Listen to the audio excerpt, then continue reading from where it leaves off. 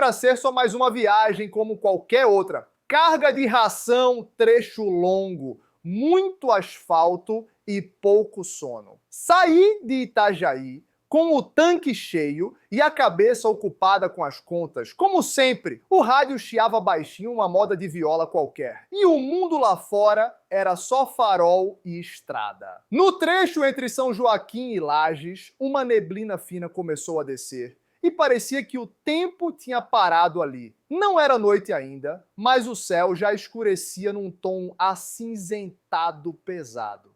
Aquelas nuvens arrastadas, como se a serra estivesse triste. O tipo de clima que cala até os pensamentos mais barulhentos. Eu seguia em silêncio, só com o motor roncando baixo e o limpador de para-brisa marcando do compasso. Foi então que vi, à beira da estrada, perto de um barranco, uma figura parada, pequena, imóvel, uma senhora. De longe, dava para ver que ela vestia um casaquinho marrom claro e uma saia xadrez que parecia mais de antigamente. Os cabelos brancos presos num coque e os olhos, mesmo de dentro da boleia, eu juro que senti o peso dos olhos dela. Me fitavam como se me conhecessem. Fui passando devagar. Aquilo não fazia sentido. Não havia nenhum carro quebrado, nenhuma casa próxima, nenhuma rodoviária por perto. Só mato, morro e neblina.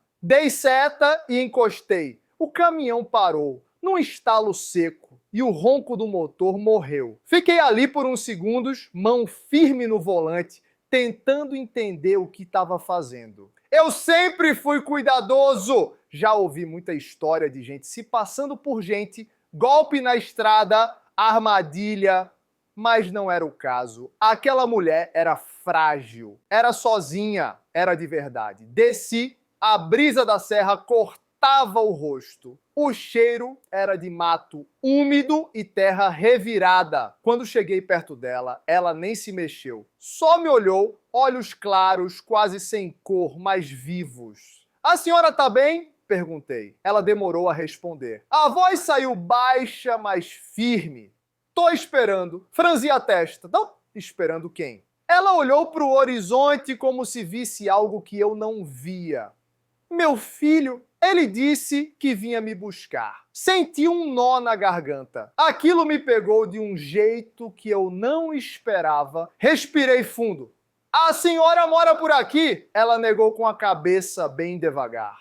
Não mais. Fiquei parado, tentando entender o que estava acontecendo. Tentei puxar assunto de novo, mas ela desviava, falava pouco. Estava com frio, as mãos tremiam. Tirei meu blusão do banco do carona e coloquei sobre os ombros dela.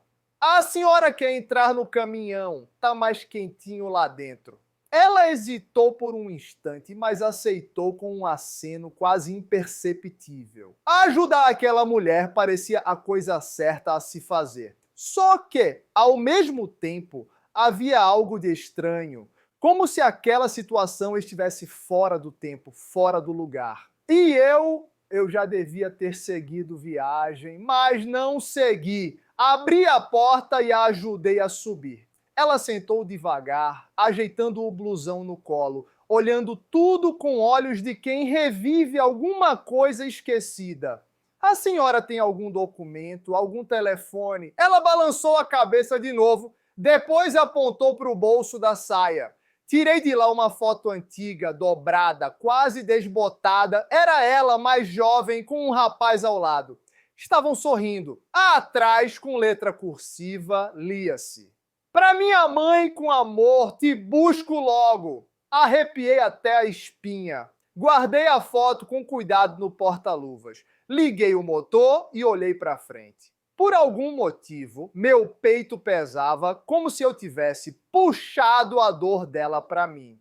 "Vamos encontrar seu filho, dona Ernestina", respondeu ela finalmente. A estrada diante de mim parecia mais longa do que nunca, mas alguma coisa dizia que era por ali mesmo que eu tinha que ir.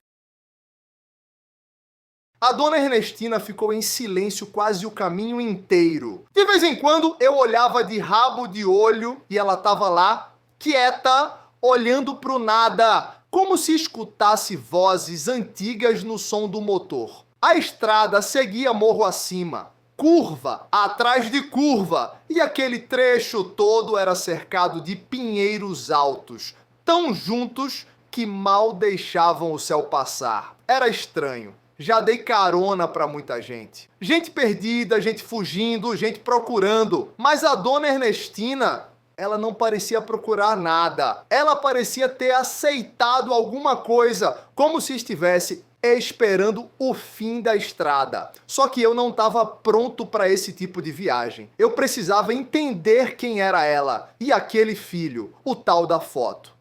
Parei num posto abandonado que ficava num trevo entre duas rotas. Ali ninguém passava mais. Os tanques estavam secos, a lanchonete cheia de poeira. Mas o sinal de celular ainda pegava fraco. Desci e liguei pro meu irmão, que é policial em Joinville.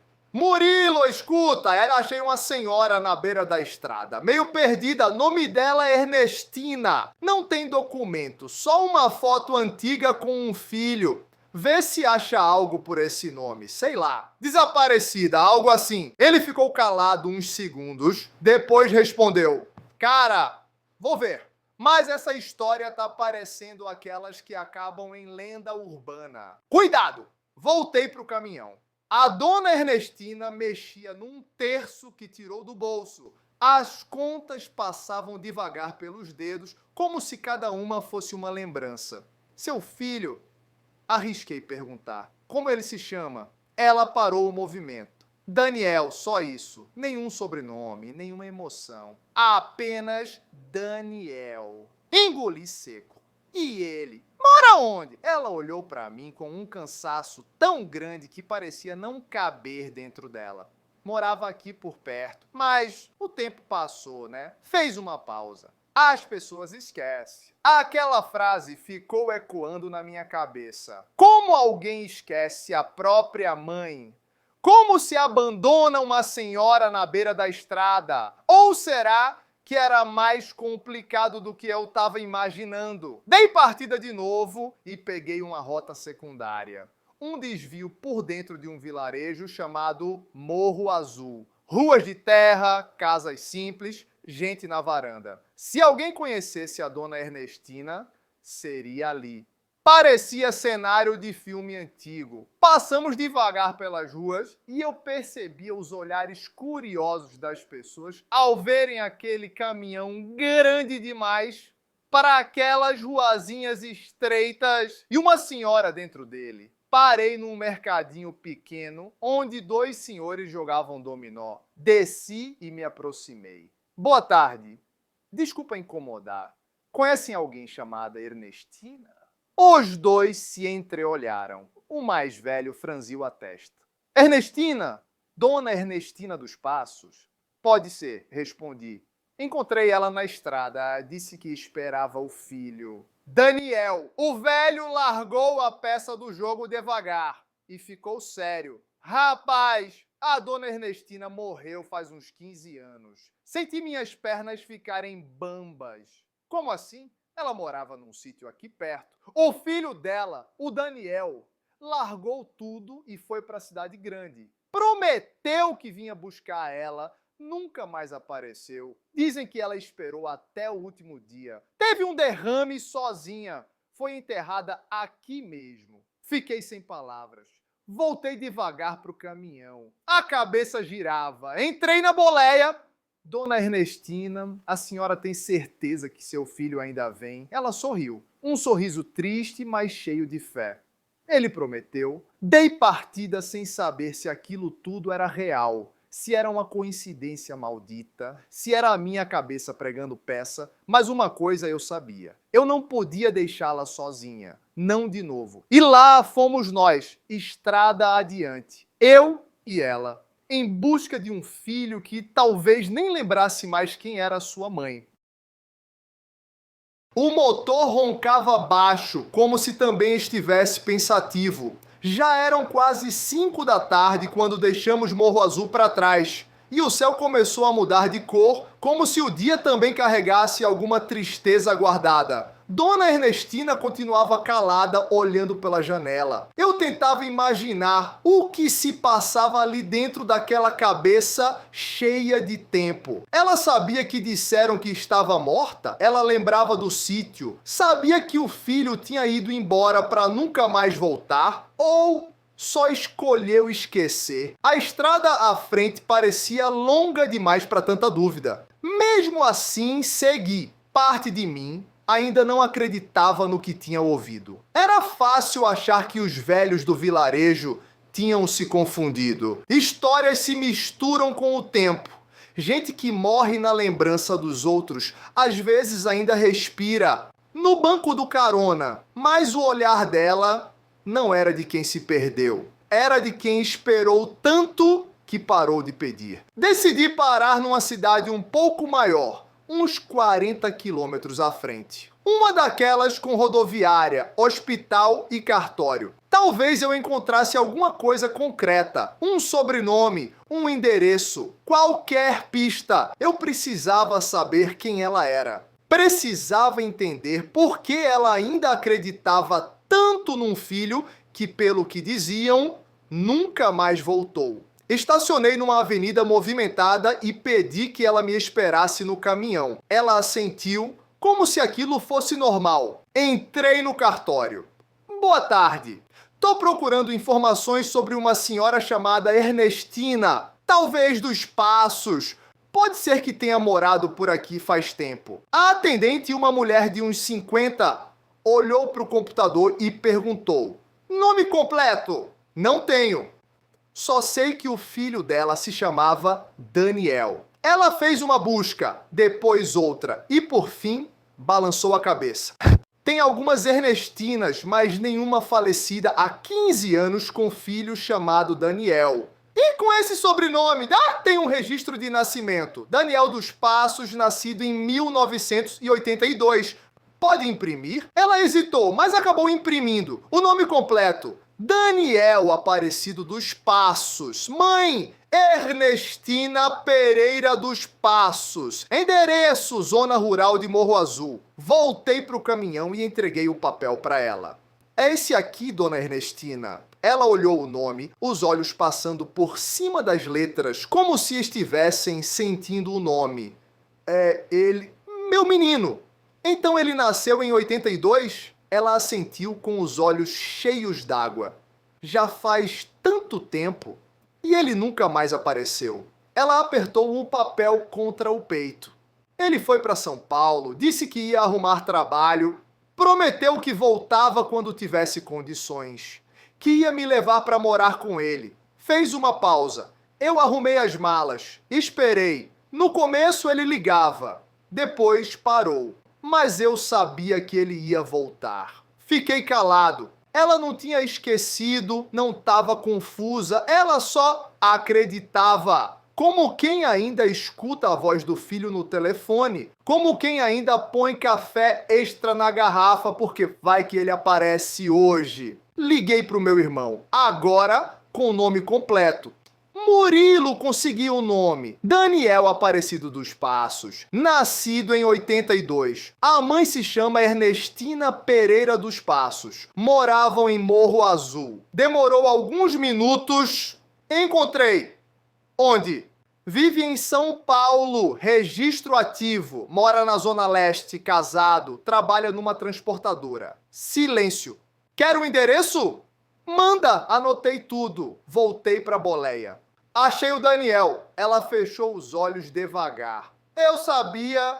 Ele mora em São Paulo. Se a senhora quiser, posso te levar até lá. Ela ficou um tempo em silêncio, depois disse: o senhor me levaria? Levo. Então vamos. E seguimos. Agora não era só uma carona. Era um acerto entre o tempo, o abandono e uma promessa. Na estrada, ela falou do sítio, do Daniel criança, das galinhas que fugiam, da vez que ele caiu da bicicleta e quebrou os 2 dentes da frente. Ria enquanto lembrava. Um carinho que atravessava o tempo. Eu ouvia dirigindo e pensava: será que ele lembra?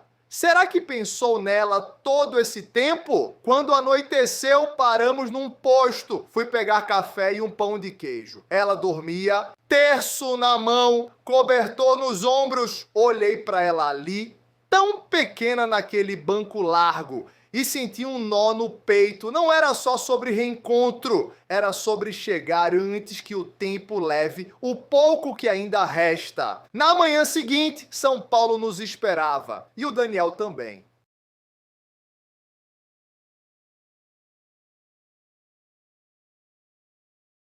São Paulo apareceu no horizonte com aquele céu encardido de fumaça e prédios empilhados até perder de vista. A cidade parecia indiferente, como sempre. Gente apressada, buzinas, motos costurando faixas.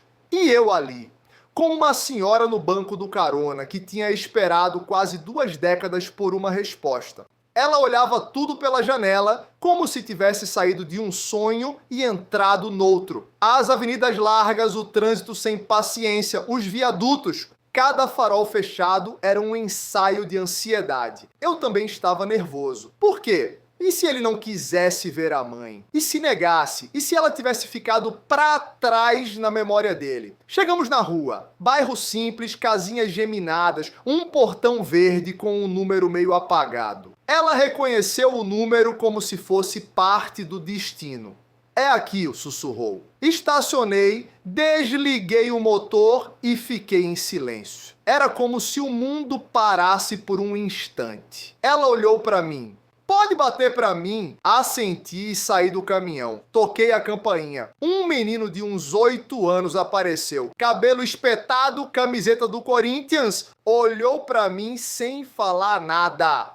O Daniel mora aqui, ele gritou pra dentro. Pai, tem um tio te chamando. Ouvi passos. A porta se abriu e lá estava ele. Cabelos grisalhos nas têmporas, camisa de malha, rosto cansado de adulto comum. Mas os olhos eram os mesmos da certidão. Pois não, engoli seco. Daniel! Seu nome é Daniel Aparecido dos Passos? Sim, sou eu. Quem é o senhor? Abri a porta do caminhão devagar. Dona Ernestina desceu com calma, como se o tempo estivesse sobre os ombros. Ele arregalou os olhos, deu um passo para trás. Mãe! A palavra saiu dele como um sopro. Ela assentiu, sorrindo com os olhos molhados. Meu menino. Ele hesitou, como se o chão tivesse sumido. Depois correu e a abraçou. Um abraço que parecia conter os anos. Os silêncios, as promessas que não voltaram. Fiquei parado com os braços cruzados, sentindo o coração apertado. Eles choraram muito. O garoto assistia tudo sem entender direito. Depois se aproximou e perguntou: Pai, quem é essa moça? Daniel sorriu, limpando os olhos. É sua avó, filho. Sua avó. Ela se ajoelhou com dificuldade e abriu os braços. Vem cá, meu neto. E ele foi, com aquele jeito de criança que ainda não entende a dor do tempo. Ficaram ali. Eu, sem jeito, me afastei e voltei pro caminhão. Daniel veio até mim depois de um tempo. Cara, eu nem sei como te agradecer. Eu achei que minha mãe tivesse morrido. Um vizinho me ligou uma vez, dizendo que encontraram o sítio abandonado. Eu procurei, mas desistiu. Completei. Ele olhou pro chão, envergonhado. A vida atropelou, casamento, filhos, boletos. Quando me dei conta, era tarde demais. Ou eu achei que fosse. Nunca é, respondi. Não enquanto ainda tiver estrada. Ele me abraçou forte. Aquele tipo de abraço que não se dá todo dia. Ela pode ficar aqui com a gente. Foi por isso que te trouxe. Vi ela entrando com eles, olhando tudo como se tivesse ganhado outra vida. E, de certa forma, ganhou. Voltei para a boleia. Liguei o motor. Aquele silêncio gostoso de missão cumprida preencheu o caminhão. Antes de sair, olhei pelo retrovisor. Ela acenava da porta, os olhos brilhando. A mesma Ernestina, só que agora inteira. Naquele dia, percebi que tem reencontro que não acontece com palavras. Acontece no silêncio. na presença. No tempo que, mesmo cruel, ainda permite que a gente se encontre, mesmo depois de tudo. Passaram-se alguns meses desde aquele reencontro, e de vez em quando, entre uma viagem e outra, eu recebia uma mensagem do Daniel, mandava uma foto da mãe sentada na varanda com o neto no colo, tomando café, sorrindo. Parecia que aquela mulher tinha rejuvenescido 20 anos. Uma vez, ele escreveu assim: "Ela vive me contando das galinhas, do fogão a lenha. E agora não deixa ninguém encostar na cozinha." "Obrigado de coração", eu respondia com uma figurinha qualquer, meio sem jeito. Nunca fui bom com palavras fora da estrada. Mas por dentro, senti um alívio, um peso a menos nas costas. A estrada continuava sendo minha casa, mas algo tinha mudado. Como se uma parte de mim tivesse voltado para o lugar certo depois de muito tempo. Até que numa manhã, perto de Bauru, parei num posto para abastecer. Tava encostado no balcão, tomando um pingado, quando o celular vibrou. Era o Daniel de novo, mas dessa vez a mensagem era só uma frase. Ela descansou. Fiquei parado ali por alguns segundos. O coração batendo devagar, pesado. Respirei fundo e pedi outro café. Não chorei, não naquele momento. Terminei o trecho até São Carlos em silêncio. No rádio, tocava uma música antiga do Almir Sater, mas nem reparei direito. Só ouvia o ronco do motor, como se a estrada estivesse em luto também. Quando voltei para casa depois de dias na boleia, abri a carteira e tirei aquela carta de novo. Tava meio amassada já, mas as palavras ainda estavam lá. "Filho, me perdoa. A vida me fez pequena, mas você me fez forte." Fui até uma papelaria, comprei uma moldura simples e coloquei a carta ali como um quadro. Pendurei na parede do meu quarto, bem na frente da cama. Toda noite, antes de dormir, olho para ela. Porque aquela carta não era só dela pro filho, era dela pro mundo. Um mundo que a gente esquece de escutar às vezes. E foi aí que me dei conta de uma coisa: a estrada ensina. E naquele caso, ela me ensinou o valor de voltar, o valor de buscar, o valor de carregar alguém que ninguém mais quis carregar. Não foi só ela que reencontrou o filho. Eu também encontrei uma parte de mim que estava perdida. Muitos falam que a estrada é solitária. E às vezes é mesmo, mas também é nela que a gente encontra as histórias que ninguém conta. Os silêncios que ninguém escuta. Na última vez que estive em São Paulo, passei na rua do Daniel de novo.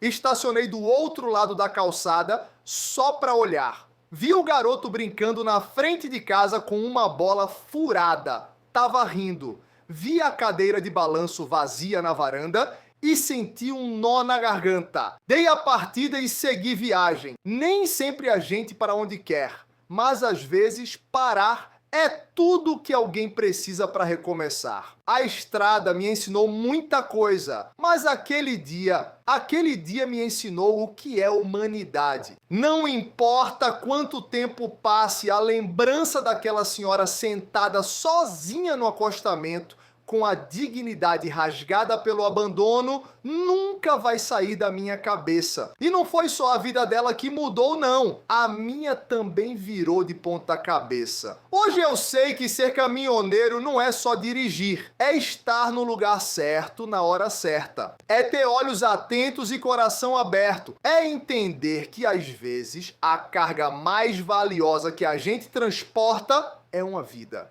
E quando a estrada fica silenciosa à noite, eu penso nela. Penso no quanto tudo teria sido diferente se eu não tivesse parado. Nem toda a carga a gente vê. Algumas a gente sente. E foi ali, naquele acostamento esquecido, que eu percebi, às vezes tudo que alguém precisa é de alguém que enxergue.